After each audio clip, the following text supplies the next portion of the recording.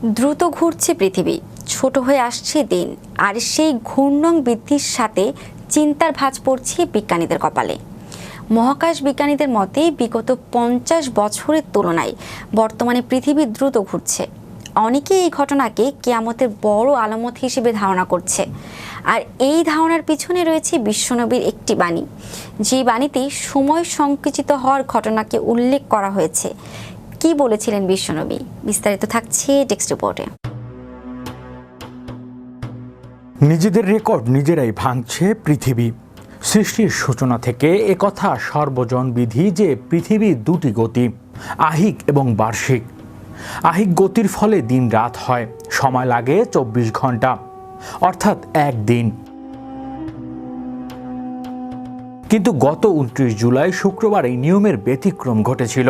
সেদিন পৃথিবী নিজের চারপাশে এক পাক ঘুরে আসতে তথাকথিত 24 ঘন্টা সময় নেয়নি, নিয়েছিল একটুখানি কম সময়। পরিসংখ্যানভাবে বলতে অন্তত 1.59 মিলি সেকেন্ড কম।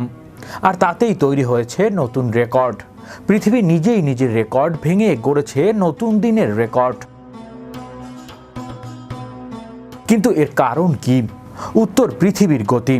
বিজ্ঞানীরা বলছে সম্প্রতি নিজের গতি বাড়িয়ে চলছে পৃথিবী। বলাই বাহুল্য, প্রদক্ষিণের গতি। ইতিপূর্বে ক্ষুদ্রতম দিনের রেকর্ড ছিল 2020 সালের 19 জুলাই। এর দখল 1960 সালের পর। সেদিন পৃথিবী আহিক গতি সম্পূর্ণ হতে সময় লেগেছিল 24 ঘন্টা থেকে 1.47 মিলি সেকেন্ড। পরের বছর ফের নিজের গতি বাড়িয়ে নেয় পৃথিবী, কিন্তু রেকর্ড কিছু তৈরি করতে পারেনি।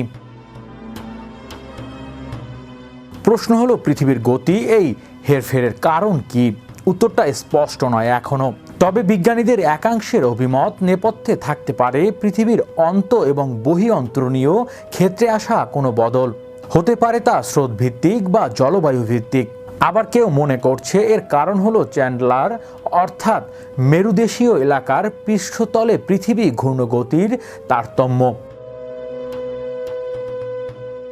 বিশেষজ্ঞদের মতে যদি পৃথিবীর গতি এইভাবে বাড়তে থাকে তাহলে নেগেটিভ লিভ সেকেন্ড তৈরি হবে, কিন্তু তার প্রভাব পড়বে যোগাযোগ ব্যবস্থায়। নেগেটিভ লিভ সেকেন্ড বাড়তে থাকলে স্মার্টফোন, কম্পিউটার প্রভৃতি ব্যবহার করতে বিপাকে পড়বে সাধারণ মানুষ। তবে মহাবিশ্বের কাছে সাহায্য করবে এই ব্যবস্থা।